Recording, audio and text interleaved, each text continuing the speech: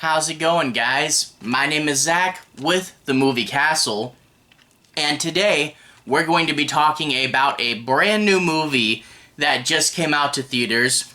This is Bullet Train from August 5th, 2022, directed by David Leitch, who I believe is the same guy that did Deadpool 2, and stars Brad Pitt, Joey King, and Aaron Taylor Johnson.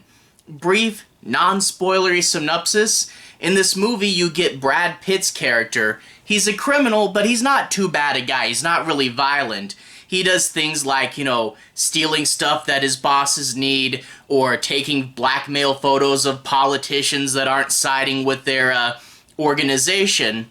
So he's bad, but he's not really a violent, terrible person, And before the movie starts, he witnesses something horrific and has been on a leave of absence for a while. He's seen a therapist, and he's trying to turn his life around and be the best version of him he can, trying to stay positive, which may not be the best thing to do if you're a criminal.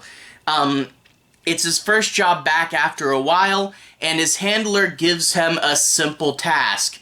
Go onto this bullet train in Japan, take a suitcase that has a special sticker so you know which one it is, take the suitcase, get off the train, a simple snatch and grab. What could go wrong?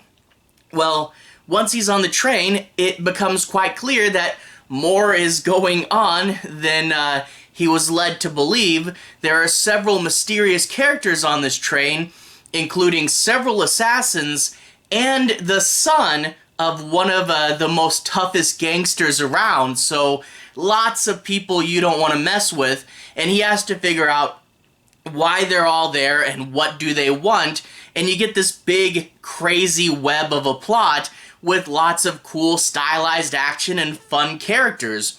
Overall, I really did enjoy this movie, and I guess the first thing to talk about would be that plot.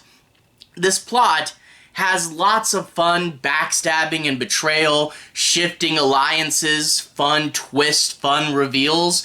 It's really intricate and like clockwork, and it's always fun to see what it will do next. Now, I don't want to scare anyone off because I said the plot's complex, because I know there are some movies with complex plots that just lose the audience right away and are super boring to follow.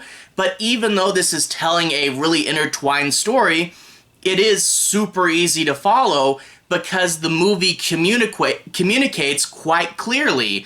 There's lots of really good pointer scenes. Like, for example, there's a scene where Brad Pitt's talking to someone and they think they're talking about the same thing, and they're actually talking about different things. And the camera will pan from one character to what he's talking about, then to the other character and what he's talking about, and it's just a good way to illustrate what's going on. And there are several really, really good pointer scenes in here that make it super easy to follow. Plus, all the characters are really likable, really fun characters, and I like to see each one on screen so you're more invested and less likely to fall off the train of thought, if you will. So even though this movie's complex, it's told really, really well, and I always have to compliment a movie with a good sense of communication skills. But anyway, in that plot, in this crazy web of assassins and gangs and backstabbings, you do figure out how they all know each other and what their intentions are and why they're on the train. A lot of them know each other from the past. In particular, there's one wedding that went horribly wrong, and several of the characters were there. And it's fun to see this web of who knows who doesn't know who, and if they don't know who that person is, they might totally miss something, So lots of really cool plot elements there. And you'd get a bunch of these crazy twists, really, down-to-earth, realistic plot elements. But then you also get things like fate and luck playing a hand, For example, Brad Pitt's character is convinced he has bad luck, and Joey King's character is convinced she has good luck. And when you talk about fate, you really see how every little thing is sliding into place. And there's objects as big and crazy as bombs, but all the way down to things inconsequential, like a water bottle will turn out to play an important part.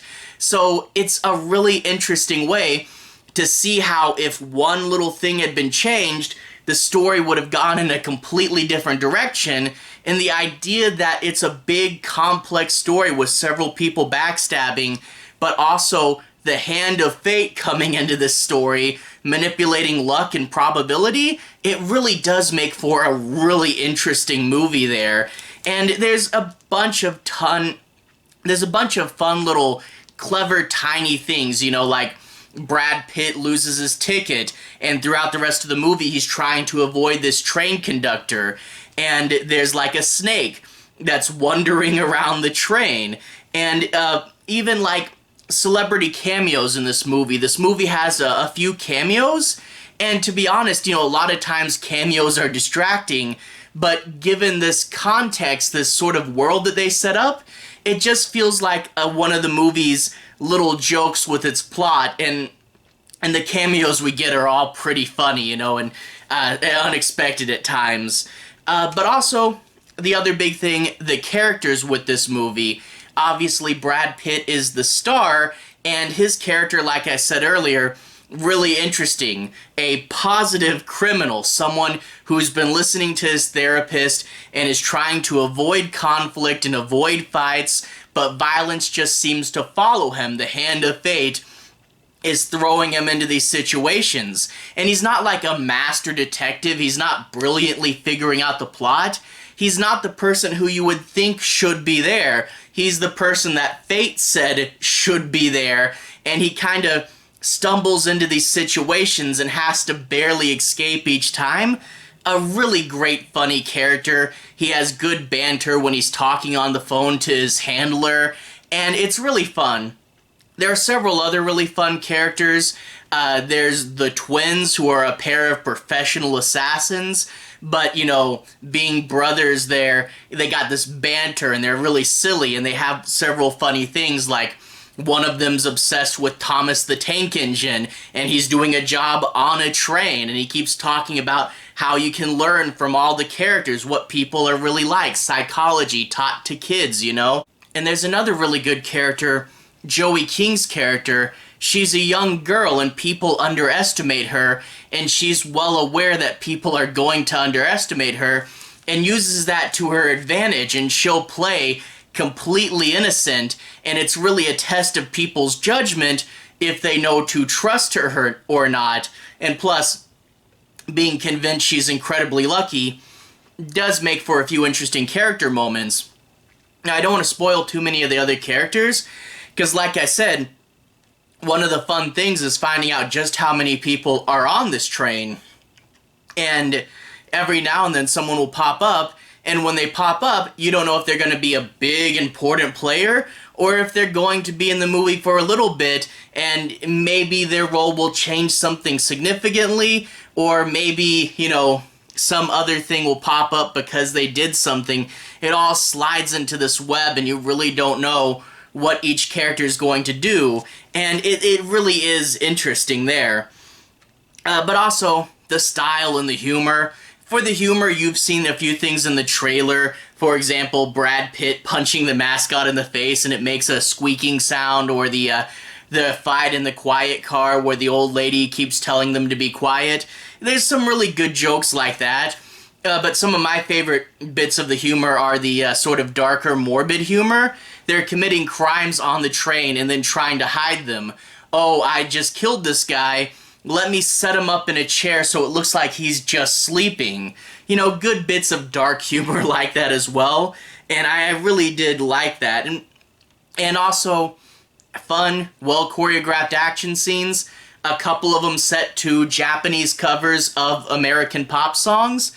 Really, really fun. And I did like this movie a lot. Humor and action, and it's on a train. I mean, I'm kind of a sucker for train movies. I always think they're cool. And I really do think it sucks that we don't have more trains nowadays in America, because I really would love to ride trains more often. So I'm always a big fan of train movies. And, you see Brad Pitt you see the soundtrack, you see the action and humor, all that. Plus, it's on a train. You can't really say no. But yeah, it did surprise me. I knew it was going to have the style and humor, but I didn't know just how much I would like all the characters. You know, Brad Pitt, the main character, they use him well, but they also use all their auxiliary characters well, where sometimes you're not even following Brad Pitt, but you're still really invested in what a side character is doing, and you really do get lost in this really fun plot. And yeah, it was just a really fun, super entertaining movie. Definitely would recommend it. I had a lot of fun with it. Anyway, to everyone who's watched so far, thank you for watching. To everyone who's liked and subscribed, thank you. You really are helping the channel out. I'll put a relevant playlist on the bottom. This should be my 2022 movies and TV playlist. If you guys want to see other movies that I talked about this year, I talked about The Unbearable Weight of Massive Talent with Nicolas Cage, but also, it's just me being me, a ton of horror movies. Netflix's Chainsaw Massacre, X, Scream, stuff like that. So if you want to see me talk about more, you can click there and see more. Anyway, have a good day. I'll see you guys again very, very soon. Relevant playlist on the bottom. Have a good day now.